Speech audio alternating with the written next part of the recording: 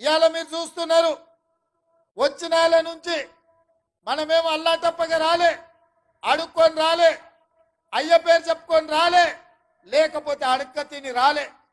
నిటారుగా నిలబడి కొట్లాడి కాంగ్రెస్ పార్టీ కార్యకర్తలు జెండా మోస్తే మీరు అభిమానంతో గుండెల్లో పెట్టి చూసుకుంటే సోనియమ్మ మీద మల్లికార్జున ఖర్గే గారి నాయకత్వం మీద నమ్మకంతో ఇవాళ కాంగ్రెస్ పార్టీని గెలిపించారు.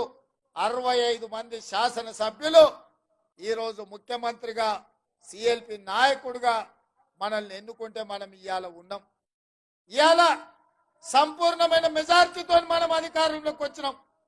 కానీ వాడొకడు వీడొకడు మోపయ్యి అట్లెట్లుంటది, 6 నెలలనే పోతుంది, 3 నెలలనే కూలుతుంది అని అంటారు.